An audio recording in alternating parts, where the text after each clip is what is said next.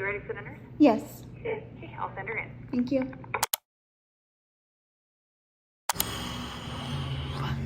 Hi guys, I'm making some breakfast for lunch.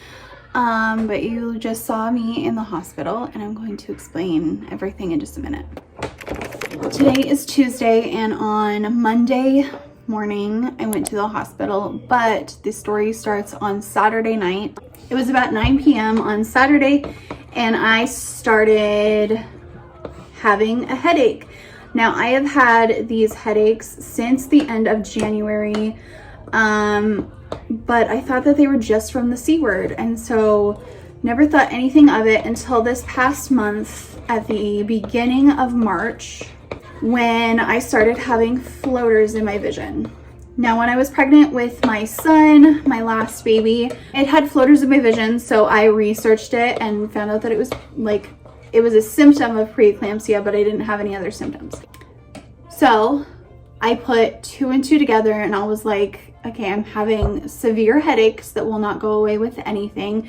Tylenol, magnesium, eating, drinking, like everything that you can possibly think of, heat, ice, everything I have tried, and nothing gets these headaches to go away.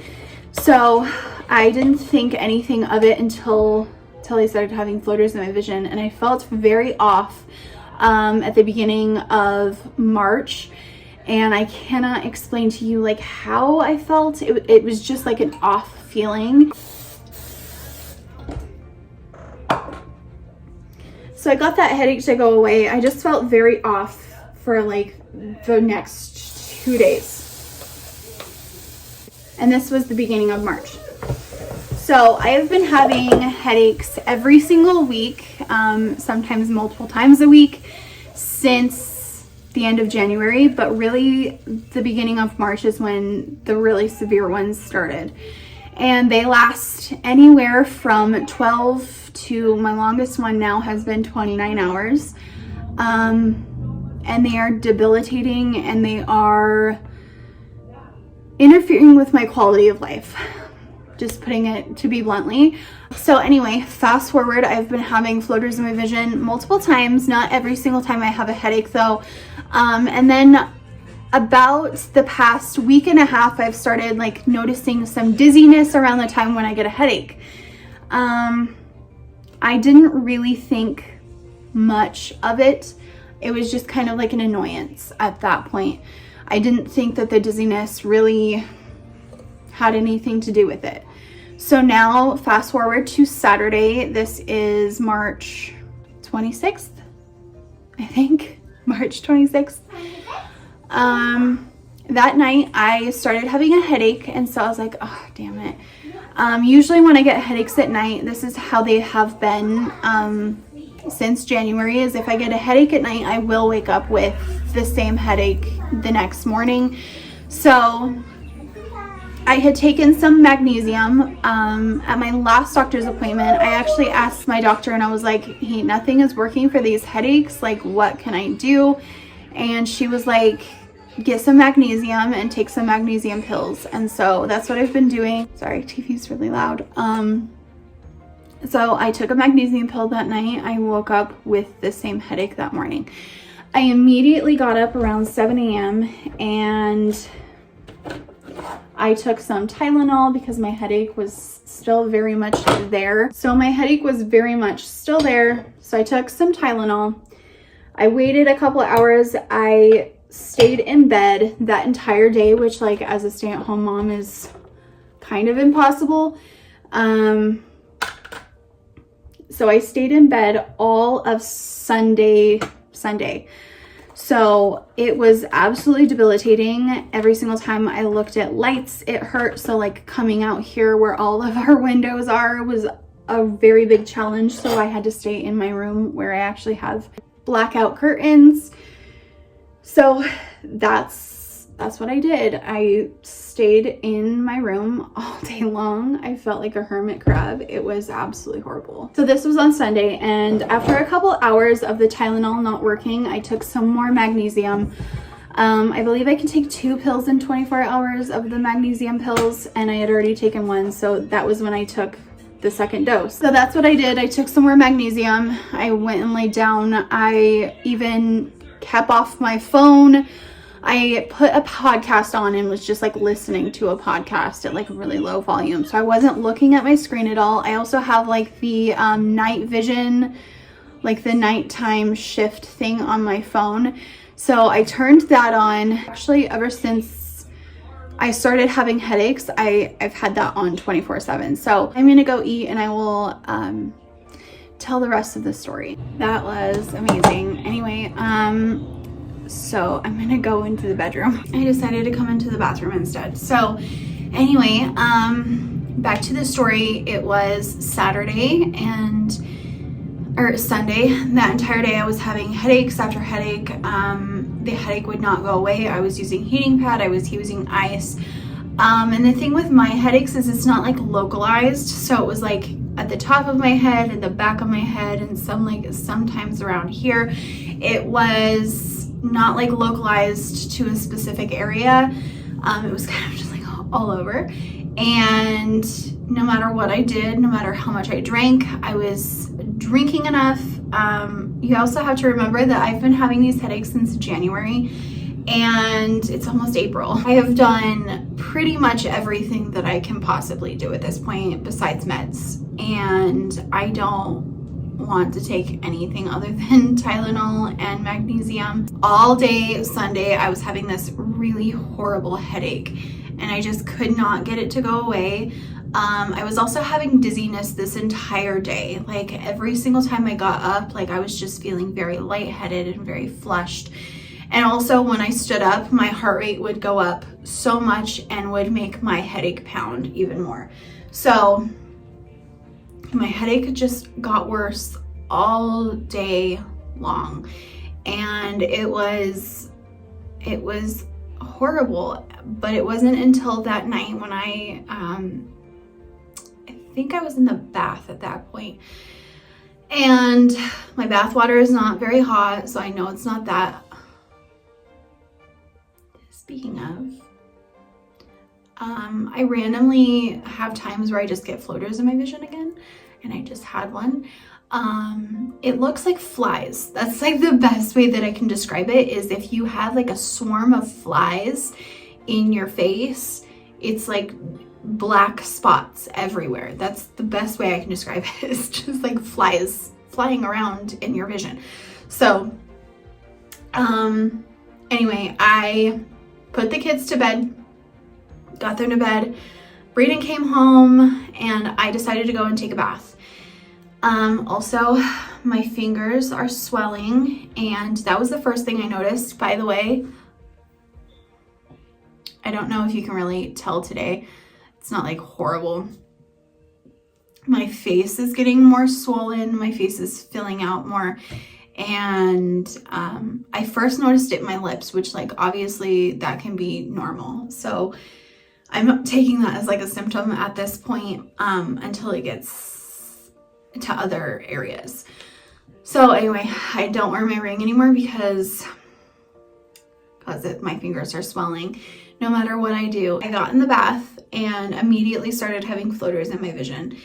And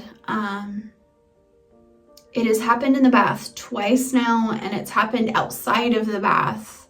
I want to say twice now, where like full on floaters. So now we're getting into like kind of the fuzzy part because it's obviously nighttime at this point, and I am very tired at this point. So I take a bath, I wash my hair, I get all done and everything, and I immediately just start feeling very dizzy. This was maybe 30 minutes after I got out of the bath, and my headache had actually gone away at this point to an extent. It went away at 7 o'clock, which is about the time that the kids go to bed. So it was 22 hours at that point at 7 o'clock. And Brayden got home at 8. I started having my headache again around like 10, 11, something like that. But my headache never fully went away. It was always I kind of like to refer to it as sore. So it wasn't like I was having like the full-on headache like I was having. It was just kind of like still there to an extent. And that is really, really hard because it never fully went away until I was at the hospital. I just felt very off. It started around like 9-10 p.m. and I just started to feel off. You know, I was still having a little bit of my headache. It wasn't like fully gone at that point. And also it did come back completely around 11. And so I was just feeling very weird and very off, and I just didn't feel like myself. And it was not a good time. So this entire time I was actually contemplating calling my doctor first of all, but also going to the hospital. And I'll tell you the last straw here in a minute, but I just couldn't shake this feeling that like something was not right. I kept saying like, this is not normal. You know, I was laying down there with Brayden. I was laying down in the bed with Brayden, and I said like, this is just not normal. Like, I don't know what is going on, but this is not normal. And he was like, do you want to call someone? I was actually going to go ahead and call my doctor on Monday early in the morning so I could get into their office and they could like just check my blood pressure.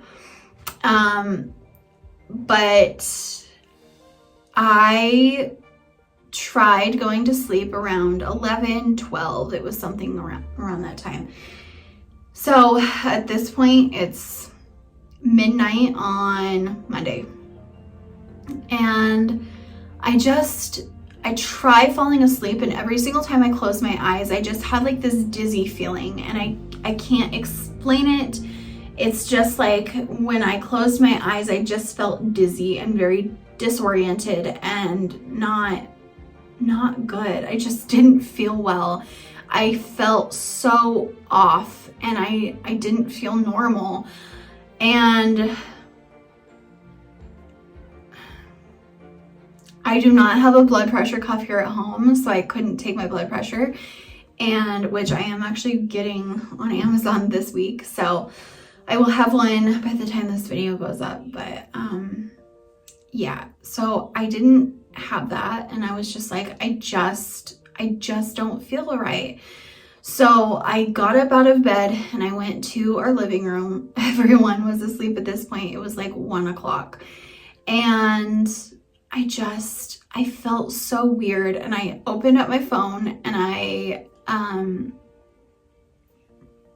was contemplating calling either the hospital or the on-call midwife. I decided, Brayden at that point had actually gotten up because he noticed that I wasn't in bed, and he came looking for me, and he was like, what's going on? And I said, I feel weird. Like I want to go to the hospital. But I felt so bad waking my kids up. It was 2 a.m. at this point. And he was like, well, what do you want to do? Like, what do you want to do? And I said, like, I would rather go in and be wrong than not go in and be right. Like, that is how I live my life. I would rather be wrong than be completely right and not go in.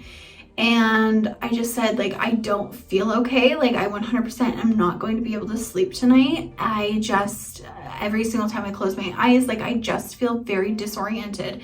So he was like, you should call the on-call midwife and see what they say. So I talked to her, and I was like, hey, I'm having like all of these symptoms.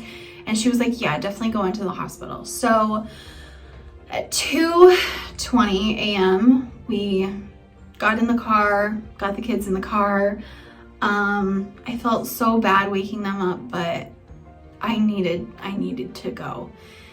And I'm really glad that I did go and get checked. So I got to the hospital around 3 o'clock. It was like 3:30 or so. Got hooked up to monitors and everything. The nurse, who is amazing, like, I love this hospital. This is the hospital that I am delivering at, an hour away. So yeah, the hospital is an hour away. I 100% did not want to go to my local hospital. They 100% would have dismissed me from the get, and I didn't want to deal with that. So I went to my hospital that I am delivering at, and you know, talked to them and had them check me. They checked the baby. Baby's doing good. I actually did start having contractions on Sunday night as well. I forgot to say that. I keep forgetting about that point. I was having a lot of contractions, like probably 10 minutes apart. I started timing them, and of course the last one that I timed was the last one. It's so weird how that like happens with me. Every single time I go to time my contractions with my babies, they stop. So that's how it was with Elliot, and so I just like stopped timing my contractions with him. So anyway, little tangent. But I love this nurse at this hospital. She's asking me like all of these questions, and she's monitoring my blood pressure and the baby. And after an hour, she comes back and she goes, every single blood pressure looks good. I think my highest blood pressure, after I had been there for a while, because the first one kind of doesn't really count as much, because I had come in and everything and I was getting settled. So the highest blood pressure after I had gotten settled and everything was 136 over 73. So that was what my blood pressure looked like. My blood pressure looked good. They actually had me do a urine sample as well, and my urine came back no protein, but I do have a UTI. However, none of these symptoms are caused by a UTI. And I also don't have any symptoms of this UTI, so it was like news to me. So I literally have 0 symptoms of this UTI. I'm actually getting my antibiotics today. She goes, you know, all of your blood pressure looks good. Your urine came back good, except for this UTI. We're going to prescribe this. And I was discharged at that point. I was so grateful to have her there, because she had said something to me that I feel like a lot of providers would not say. And she said, I just want to let you know that like headaches can be normal. Sometimes floaters can be normal, because baby can be like pressing on a nerve and like cause stuff to go on in your eyes. But she goes, I just want you to know that none of this is normal together, and that something is definitely going on. And she gave me a little paper on preeclampsia. And she's like, this is what you need to look out for.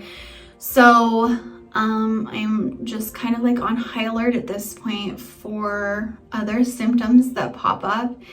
And I'm getting a blood pressure cuff this week. Well, probably next week because of shipping and everything. But yeah, I am ordering one on Amazon this week. So yeah, that is what went on. We got discharged at 5 a.m., got home at 6 a.m. And when I tell you that drive was absolutely horrible, my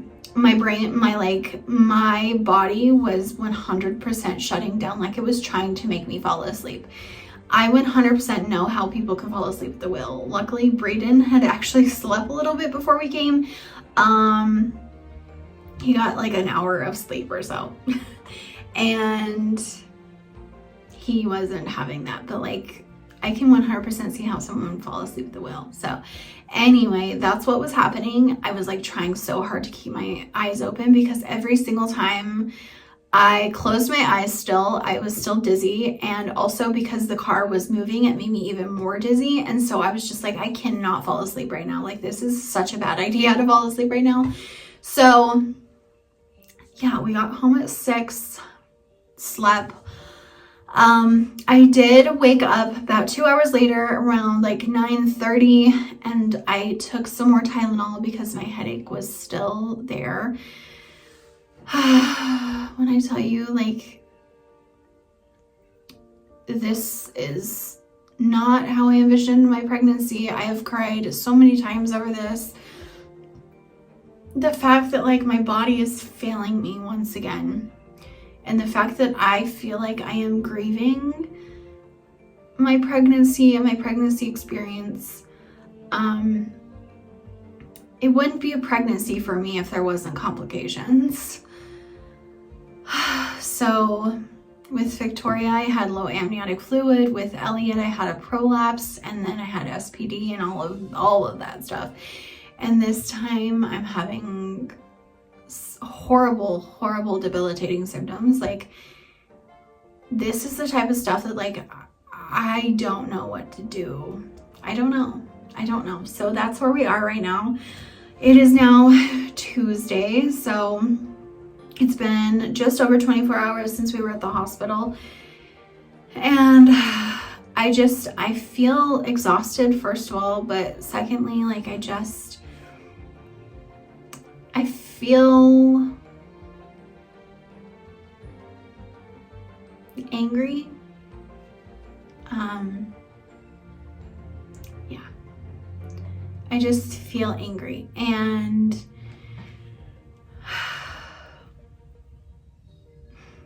if you've been following me for any amount of time, you know that my body just really does not like pregnancy. And it is what it is, I guess. So anyway, that is the story of why I went to the hospital. I am 24 weeks tomorrow, so I'm not even viability week yet. I also had an anxiety attack. Multiple, because I got a DM on Instagram. This entire time I was on Instagram, so if you're not following me over there, definitely go follow me over there. But I got a DM, and it was like, my friend died at the exact same gestation that you are because of her preeclampsia. And it was just like this horrible horror story. And even though she wasn't trying to terrify me, she did, and put me into a full-blown anxiety attack. And after that, I had multiple anxiety attacks. I couldn't sleep. Don't message someone something like that, please, please, please, please, please, because it's not fun reading that. And that is the whole story. I also want to put in here that I was also nauseous during this entire time, starting at about the time that my headache ended the first time at 7 p.m. on Sunday. I started getting really nauseous, and the baby was like super active too, so that was also making my nausea worse. So anyway, that's just kind of all onto that. So that is why we were at the hospital. I just kind of wanted to make an explanation video and kind of get it out there and talk about it. So yeah, if you have preeclampsia, please go over to my Instagram, No Horror Stories, and let me know how that went for you, because it's hard finding people that are having the same symptoms around the same time that I am. You know, I'm still in the second trimester. I'm supposed to be in second trimester bliss, and I am not at this point. So it's just kind of, it's hard. Anyway, I hope you guys didn't enjoy this, because I did not enjoy making this video. I didn't enjoy going through it. So I will talk to you in my next one. Bye, guys.